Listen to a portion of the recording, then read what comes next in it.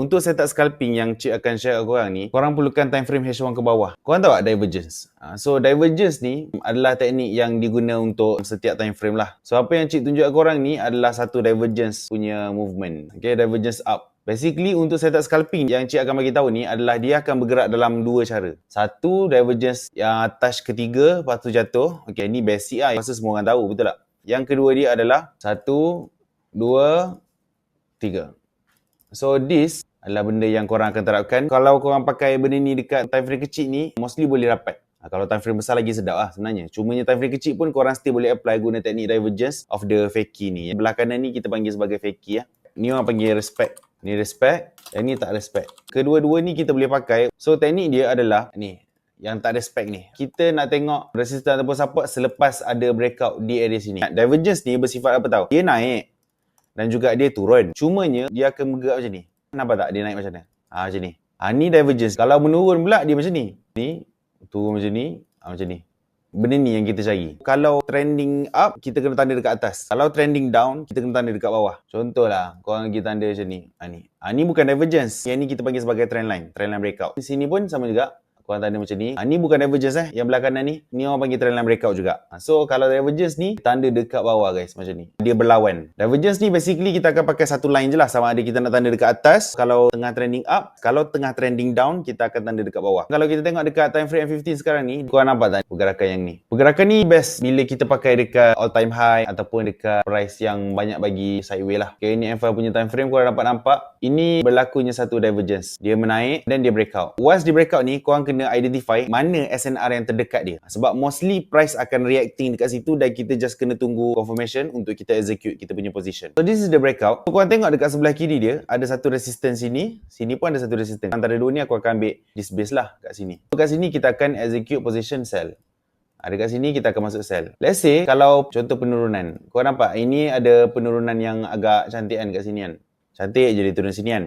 Sini nampak dia punya touch first. Sini pun dia punya touch juga. And then this one, dia breakout. Once dia breakout ni, korang nampak tak? Dekat mana dia punya support yang terdekat? Dekat sebelah kiri ni. Sini ada satu support. So korang tandakan area support ni. So di area support ni, tempat yang logik ataupun best level lah untuk korang monitor buy punya position. Untuk confirmation tu aku akan ajar next lah. Untuk setup yang macam ni, korang kena banyak backtest tau. Sebab dia bukannya jadi senang-senang. Cuma kalau ada tu, sedap. Dia boleh pergi laju. Kalau benda ni dekat all time high tu bahaya. All time high ni maksudnya, kalau gold ni tengah all time high kan, dia pecah. Dia pecah macam ni. Divergence. Okay, contoh sekali dia pecah macam ni, korang nak target sell. Tapi, bila korang nak refer kat sebelah kiri ni tak ada apa-apa. So, bila kat sebelah kiri ni tak ada apa-apa, price ni, possible je dia boleh terus pacak je ke atas. So, korang kena lebih hati-hati lah. Untuk divergence punya scalping ni, korang kena make sure korang punya setup tu berada di dalam kawasan sideway. Sama ada korang kena tunggu setup korang tu dalam keadaan sideway ataupun korang jangan go to all time high lah. Jom kita try tengok. Setup ni jangan berlaku, tapi kalau dia berlaku tu sedap. Let's see. This one pun lebih kurang juga lah. Tapi korang nampak penurunan. Yang ni tak berapa cantik lah perang ni supaya korang nampak. Sup. Dia cuba untuk tembus. Tengok sebelah dekat mana support dia. Nampak? Dekat area sini support dia.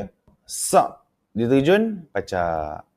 Yang penting penurunan dia macam ni. Tinggi. Makin lama makin rendah. Okay, kita tunjuk lagi contoh. This one. Nampak tak? Korang cuba tajamkan mata korang ni. Ini time frame M5 tau yang aku buka ni. Okay. Kalau aku jump to M1 punya time frame pun. This is M1 punya time frame. Okay, so sini satu support. Sini satu support. So penurunan dia starting daripada sini, second kat sini. Okay, this one dia breakout, betul tak? Once price ni breakout, so korang try tengok dekat mana support yang paling logik, paling cantik lah. Sini ada satu support, so korang tandakan macam ni, and then dia boleh terus fly ke atas. Tapi macam mana pun korang kena belajar pasal confirmation lah. Kalau confirmation tu, aku akan share banyak dekat aku punya channel. Kalau korang nak belajar tu, korang kena tekan link dekat bio. Dalam tu bukan setakat belajar yang Cip share. Aku juga share signal terus. Tak cakap banyak, kita bagi signal terus. Oh my god!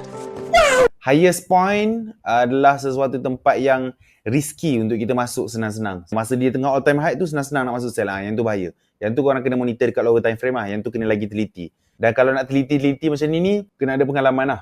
Janganlah korang cakap teknik ni tak berkesan lah apalah. Relax. Sebab tu kita ada banyak teknik yang kita akan belajar ni. Janganlah korang cakap SNR ni tak jadi, benda ni merapu apa semua. Tak. Benda tu boleh dipakai kalau kita pandai pakai. Orang yang pandai pakai je pandai pakai. Orang yang tak pandai pakai, dia akan kata benda tu mengarut. Sebab tu adanya orang, bukan aku ni taklah pro sangat pun. Tapi nak katanya, sebab tu ada orang, dia boleh sell dekat tempat yang paling tinggi dan dia boleh buy juga dekat tempat yang paling rendah.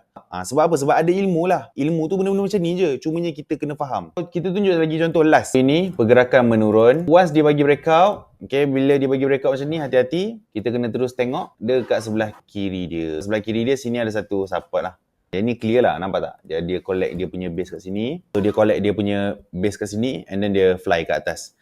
Kalau tak cukup lagi tak tahu lah. Tapi memang dah banyak dah sebenarnya. Aku bagi korang tips ni. Aku harap video ni bermanfaat. Korang kena praktikkan apa yang aku share tadi tu. Benda ni taklah orang kata 100% holy grail. Boleh jadi je, dia boleh fail. Sebab tu kita kena combine dengan another confluence lah. Korang janganlah trading tu korang pakai benda ni. Tak boleh. Ada confluence yang lain jugalah. Korang kena combine. Tapi kalau korang nak follow signal dengan lebih quality, macam aku ada buat satu group student ni. Group student ni memang aku share mapping tau. Aku akan share mapping, aku share analisis aku semua dalam student ni juga. Yang tu aku share mapping. Tapi untuk public pula, Cip memang bagi signal dekat public tu as a playground. Tempat Cip bersukaria, bila Cip nak entry apa semua, Cip ajak korang sekali. So guys, next teknik apa lagi yang korang rasa yang perlu Cip share? Ada apa-apa tak yang korang nak bertanya ke anything? Korang boleh komen di bawah. Dan jangan lupa untuk like dan juga subscribe. Cip cuma minta manfaat tu dapat bagi tersebar dekat ramai orang. Walaupun Cip tak banyak subscriber, tapi kalau manfaat Cip tu dapat dibagi kepada ramai-ramai masyarakat apa semua ni, alhamdulillah, itu satu orang kata kepuasan hati. So itu saja. See you guys on the next video. Jangan lupa untuk komen apa-apa yang korang nak. Assalamualaikum.